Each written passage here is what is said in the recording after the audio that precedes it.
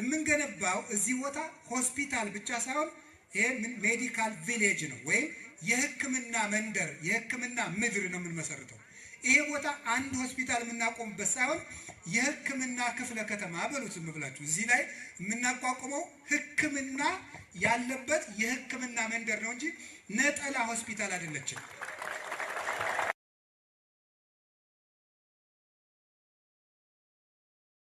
እኔ በህይወት የዘመን ለመጀመሪያ ጊዜ የመንግስት ቢሮ የሄድኩኝ ይሄን ፕሮጀክት ይዤ ነው። ሂጄ አላውቅም። በምስራቅ በምዕራብ ይገባም አላውቅም። ፖለቲከኛም ተዋውቄ አላውቅም እግዚአብሔር በሚያውቀው። ዘንድሮ ብቻ ሄድኩኝ። ሲጨንቀኝ አንዳንድ ጊዜ ነው ከመስሪያ ቤቱ ሄድኩኝ። ሲጨንቀኝ የምለው የጉባኤ አምላክ እርዳኝ ነበር የምለው። የጉባኤ አምላክ እርዳኝ። እኔና 64ቱ ደቀ መዛሙርት በገዳሙ የሚኖሩ መናንያን አንዲት ሰላም ለኪ ስንጸልይ ከአንድ ቢሮ ተፈርሞ ይወጣል። አንዲት ሰላም ለኪ ስንጸልይ አንድ ቢሮ ተፈርሞ ይወጣል። እንዲያው ይገርማቸዋል። አይ ቂርቆስማ መምህርነቴን ጠልጦት ነው የቂርቆስ ዕለት ለምን አንድ ነገር አይደረግም ስል የመጋቢት ቂርቆስ ዕለት ክቡር ርዕሰ መስተዳድሩና ቦርዱ እንደፈረሙ ሰማሁ ማለት ነው። ስለዚህ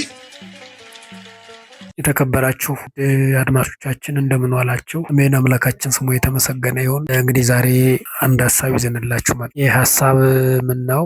አባታችን አባ ገብረ ኪዳን ባሰሩት ሆስፒታል ላይ ወይም ደግሞ የገዳሙ ሀብት በሆነው የቤተክርስቲያን ንብረቷ በሆነው እንቁ በሆኑ ልጆቿ በተሰራው ሆስፒታል በሚሰራው ሆስፒታል ላይ አንዳንድ ሀሳቦች ስለመጡ እነዚያን ሀሳብ እያነሳን ነው እናወራለን ማለት ነው። እንግዲህ የመጀመሪያው በእውነቱ ያ ሆስፒታል ወይም ደግሞ አባ ገብረ ኪዳን ሊያሰሩት ያሰቡት ሆስፒታል ሁሉንም አንድነት የሚያይ የቤተክርስቲያኑ ሀብት የገዳሙ ሀብት ይሁን እንጂ ሰው የሆነውን ሁሉ በእኩልነት ማስተናገድ የሚችል በእኩልነት ማስተናገድ የሚችል ሆኖ ሳል ነገር ግን አንዳንድ ሀሳቦች እየተነሱ በዚህ በሚዲያ ወይም ደግሞ በቲክቶክ ሲራገቡ እናያለን ማለት ነው።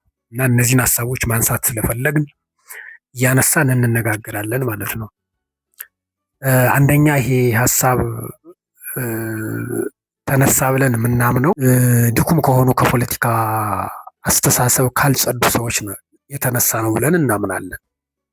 ይሄ ማለት ነው ፖለቲካ የማይገባበት ነገር የለም። ልክ እንደ ጨው ነው። አንዴ በደም ሊገባ ይችላል፣ አንዴ በብሔር ሊገባ ይችላል፣ አንዴ በሃይማኖት ሊገባ ይችላል። በየትኛውም ገብቶ ግን የፈልገውን ዓላማ ለማሳካት ስትራቴጂ ይነደፍለታል ማለት ነው። ስትራቴጂ ይነደፍለታል።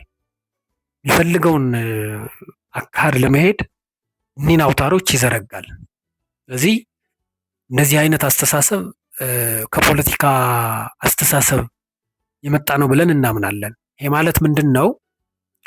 የቤተ ክርስቲያኗን ሀሳብ ማንም አያውቅም። ፖለቲካው ቤተ ክርስቲያንን ሊረዳት አይችልም። በተለይ በፖለቲካ አውድ ውስጥ አለን የሚሉ የፖለቲካ አይዲዮሎጂ ያላቸው ሰዎች የቤተ ክርስቲያንን አስተሳሰብ፣ የቤተ ክርስቲያንን መዋቅር፣ የቤተ ክርስቲያኗን አካሄድ አይረዱትም። አቅማቸውም ለዛ ልክ አይደርስም። ምክንያቱም የኢትዮጵያ ኦርቶዶክስ ተዋሕዶ ቤተ ክርስቲያን ረቂቅ ናት። የምትዘረጋቸው መስመሮች፣ የምታስተምራቸው ትምህርቶች፣ የምትሄድበት እንቅስቃሴ ከአብዛኛው ሰው አስተሳሰብ ከፍ ያለ ነው። ምክንያቱም ሰማያዊ ትምህርት ነው ያላት፣ ሰማያዊ አካሄድ ነው ያላት። እዛኛው ሰማይ ለማብቃት ነው የምትተጋው እንጂ ከፖለቲካ ውስጥ ህብረት አይኖራትም። ነገር ግን እንደዚህ አይነት አስተሳሰብ ያላቸው ሰዎች ወደ ፖለቲካው አይዲዮሎጂ ለማውረድ ይፈልጋሉ። ከዚህ አንጻር ነው አሁን የተለያዩ ነገሮች የምናይ በቲክቶክ ማለት ነው። መሬቱ የጎጃም ነው የጎንደር ነው ወይም ደግሞ የጎንደር ማህበረሰብ እያለ እንደሆነ እያሉ የሚያናፍሱት የሚያወሩት ከዚህ አስተሳሰብ አንጻር ነው ማለት ነው። ስለዚህ ቤተክርስቲያን ለሁሉም እናት ናት። ቤተክርስቲያን ማንንም በኩል ዓይን ታያለች። በቤተክርስቲያን ልክ የታሰበ ሆስፒታል ደግሞ ለሁሉም ይበቃል ማለት ነው። መንፈሳዊውን ጥበብ ስጋዊውን ጥበብ አቀላቅሎ የታመመ መጥቶ ይድንበታል ማለት ነው። ልክ ጌታችን መድኃኒታችን ኢየሱስ ክርስቶስ እንዳደረገው ጌታችን የመጣው ዘርና ብሔር ሊለይ አይደለም። የታመሙትን ሊያድን በነፍስ የተጨነቁትን ሊፈውስ መጣ እንጂ ሰዎችን ግሪክና ኢትዮጵያ፣ አፍሪካና ኤዥያ ብሎ አልከፈለም ማለት ነው።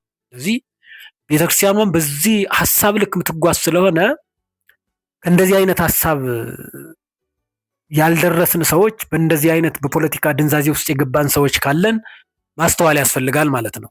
የሚደረገው ለመልካም ነው። ቤተክርስቲያን የምታስበው ለመልካም ስለሆነ ማሰብ ያስፈልጋል ማለት ነው።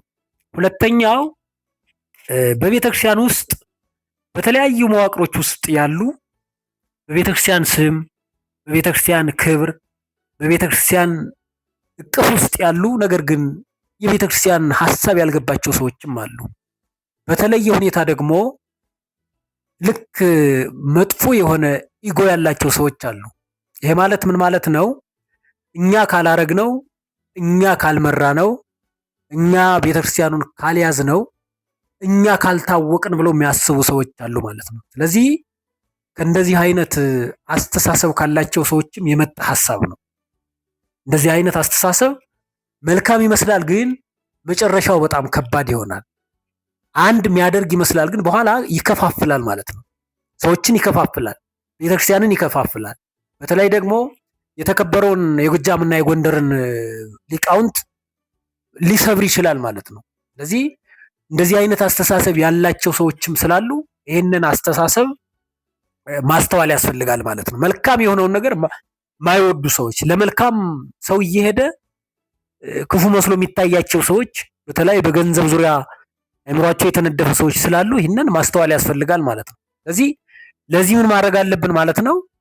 አንደኛ እንደዚህ አይነት አስተሳሰብ ያላቸውን ሰዎች ተከትሎ ምዕመናኑ መሄድ የለበትም። እንደነዚህ አይነት አስተሳሰብ ያላቸውን ሰዎች አብሮ ተከትሎ በተለያዩ የመረጃ አውታሮች ማራገብ አያስፈልግም። ቢቻል እንዲመለሱ ማድረግ ነው። ቢቻል ተልእኮውን፣ ዓላማውን፣ የታቀደለትን ሀሳብ እንዲያስተካክልና እንዲረዱት ማድረግ መቻል ያስፈልጋል ብለን እናምናለን። እግዚአብሔር ይስጥልን።